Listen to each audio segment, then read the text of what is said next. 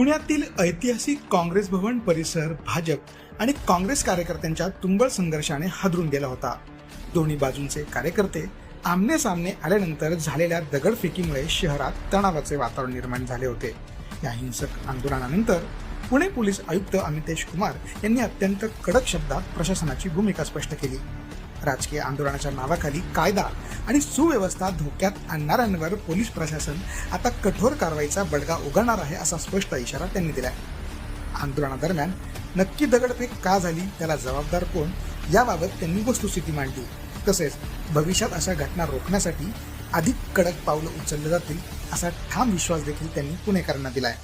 अत्यंत दुर्दैवी घटना काल घडलेली आहे. ते एक राजकीय आंदोलन दरम्यान कायदा व सुव्यवस्थेचे प्रश्न निर्माण झाला होता.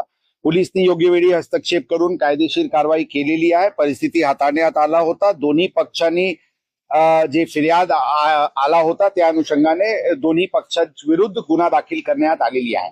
आता हे प्रत्यक्ष हे प्रकरण बद्दल अशा कोणताही अँटिसिपेशन किंवा इंटेलिजन्स नव्हता की या अशा प्रकारचे आंदोलन मध्ये अशा काही घटना घडतील. आता ही घटना पुन्हा शहरात होऊ नये यासाठी पूर्ण अशा प्रकारचे आंदोलन ठिकाणीचे आढावा घेण्यात येत आहे. याचे नंतर कोणताही राजकीय पक्षाचे कार्यालय किंवा निवासस्थान किंवा इतर पदाधिकाऱ्यांचे कार्यालय इत्यादीवर कोणत्याही प्रकारचे आंदोलनाला परवानगी देणार नाही. आणि अशा प्रकारचे आंदोलन कुठे होऊ शकते याचे आम्ही प्रॉबेबल ठिकाण निश्चित करून पुन्हा त्याच्याबद्दल एक अरेंजमेंट तयार करण्यात येत आहे. त्या अनुषंगाने कारवाई करण्यात येत आहे. जे घटना घडलेली आहे त्यामध्ये प्रत्येक जे कोणी दोषी आहे त्याच्या विरुद्ध कायदेशीर कारवाई करण्यात येईल आणि पुढे अशा घटना होता कामा नये यासाठी पुणे शहर पोलीस पूर्ण खबरदारी घेत आहे.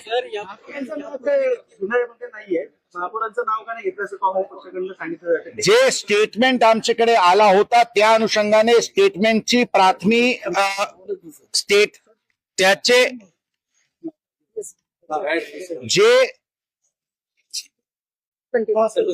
जे स्टेटमेंट आमच्याकडे तक्रार अनुषंगाने प्राप्त झाली होती त्याचे प्राथमिक अवलोकन करून ज्यांचे विषय त्या FIR मध्ये रोल एट्रिब्यूट करण्यात आला होता त्यांना आरोपीचे कॉलम मध्ये घेण्यात आलेली आहे.